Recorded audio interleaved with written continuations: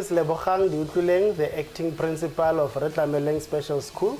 In celebration of the school's 30th anniversary, we are visiting the former principal of the school, Mr. Selebogo. We are at his house, and thank you so much, Munir. Thank you, for receiving us at your house. Thanks for coming. Yes, how are you doing? No, I'm doing well. Yourself? No, we are good. We are good. Are you coping? Yeah. No, we are. No, Munir, we have just come just to get your views on the 30th journey that the school has been traveling. Okay. Yeah. My full name is Richard Selebogo. I've been teaching for the last 34 years. I started teaching in 1989. Is when I started to teach in a small place known as Delpros Hope. And then I moved to Bartley West, and I taught there for 17 years in Bartley West. In 2007, that's when I came to RE Tlameleng to come and work with special kids. Okay. So those are our children. You guys who know you know exactly what we are talking about. So those, I started to teach. For me, it was a totally different environment where I moved from a normal stream school to a special school. That was it. I worked for 2007, 2008. I was then hired as a deputy principal. Okay. I came I was a head of department where I was. So I moved horizontally as head of department, and then I got the post of deputy principal. Okay. I became principal in 2015. I've been principal since end of December or first month of January.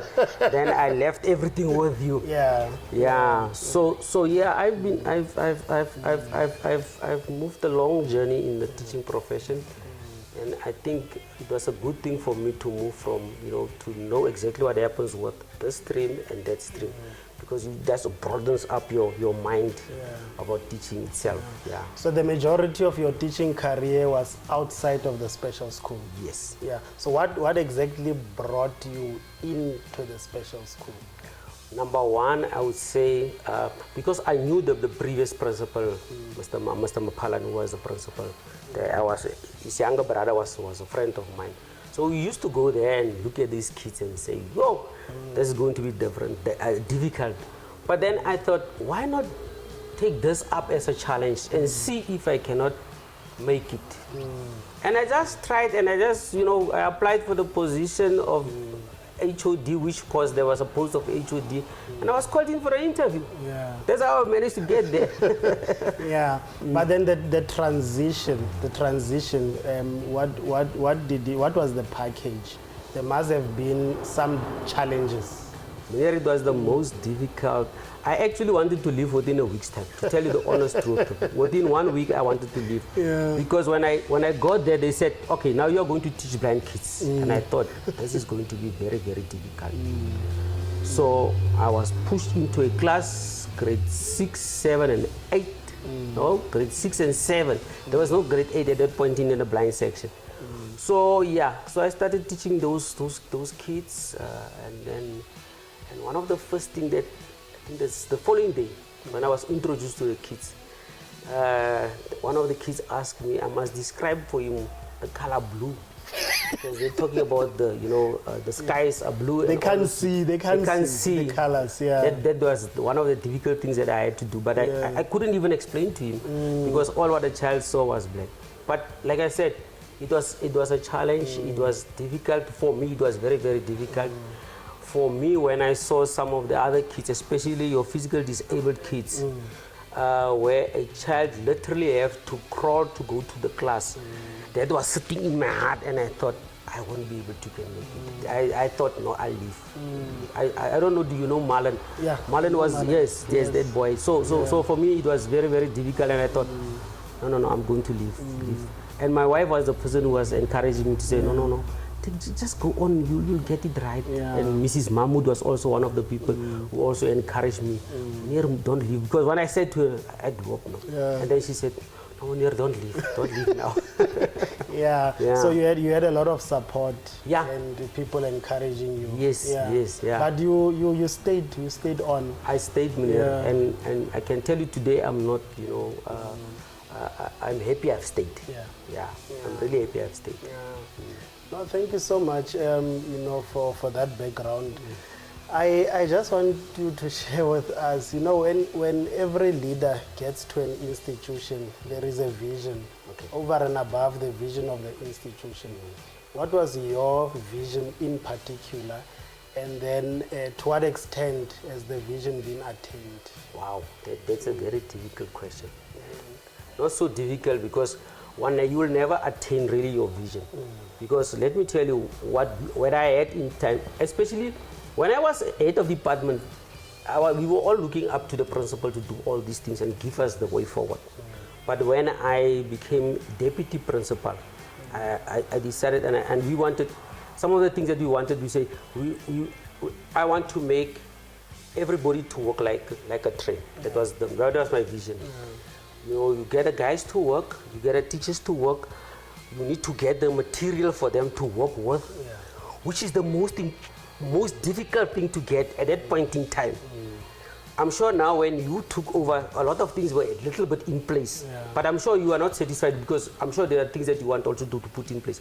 But one of the things was that we are in short of a lot of things. So we need to get these things in place so that we have this thing. So that my vision was to say, in order for us to make sure that these kids get somewhere in life, we need to have the right tools for them.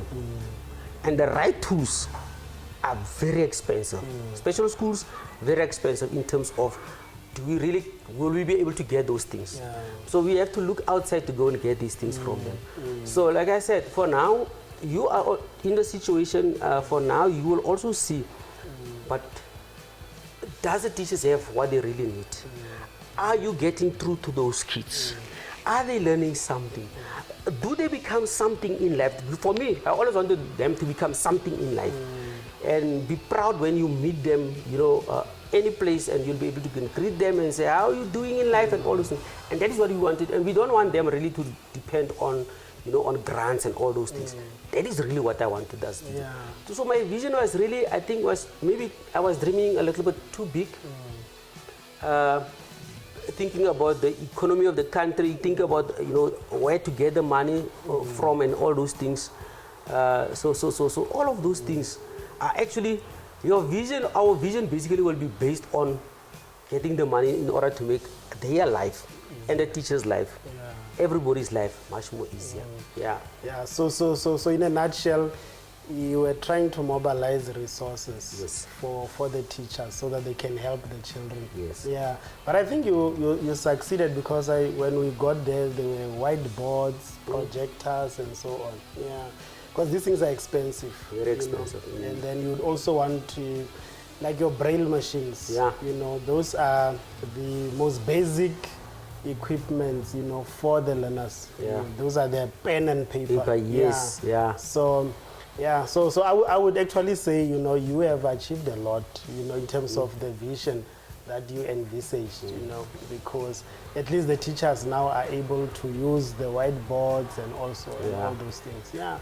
And then what can you advise the leadership now that you are, you have got the benefit of hindsight, what can you advise the leadership of the school? Look, I'm still saying, if we go back to the basics, why are we there? What do we want to achieve? But if we can prioritize the children and make them our core business of the day, then we would have succeeded. That's what we need to do. Because we want them to become somebody in life, to become productive citizens of South Africa. And that is the main core. If you can get that one right, and the teachers doing their part and making sure the kids are then directed in the right way, you'll be able to. I mean, that is basically what you need to do. Wow. No, we are actually encouraged, and then we are not leading, in a vacuum. We are working on shoulders of people like yourselves, people that have been there. And then we are fortunate that we are not building anything from scratch. Even though we have got our own visions, but it is rooted somewhere. So we just want to thank you so much and then for your time today, and really for walking the journey with the school, with the staff, the learners, and the parents, and all the stakeholders. You know, having played your role in this 30 years since the school was started in 1993. And then, so can you just maybe give us your last message into the next 30 years? Oh, can I just say that I'm so happy the school has reached 30 years. I'm just, for me, if you guys can work, especially you, I'm giving you sort of kind of, if you can work on getting the land back, get the land back from the land that has been taken by the squatters. If you can get the land back, then you'll be able to can move the school forward in terms of getting your sporting facilities off the ground, making sure that at the end of the day. So like I said, the best for you guys is if you can get your land back, in the next 30 years, you'll be able to can expand the school, you know, build a hall for them, so there can be indoor games for the kids, especially your weightlifting, your basketball, your goal ball, and all those things that you really want to do with the kids. So that is my, for me, if you can get those things, your land back, build those things. I'm telling you, you are going to go very far with this school. But I'm wishing you all the best for the next 30 years. I know you are going to do a good job, provided you leave teaching. If you don't leave teaching, if you are going to stick with teaching, I know you'll do a good job. You'll be able to carry the baton and go on and make sure that at the end of the day, the school, you know, we are becoming one of the schools in the Northern Cape, especially when it comes to special schools. Wow. But all the luck, Munir. All the luck. No, thank you so much. Thank you very much. Thank you very much. I really appreciate it. I also appreciate you guys coming to my place. Yes. And having a different scenario. Now you have seen where I am. Yeah. Don't forget about me. No, won't. Thank you so much. Thank you. And continue to enjoy your retirement. Yeah, I with the grandchild, the new one. Yes. Thank you very much. Thank you very much. Thank you. Okay. All right.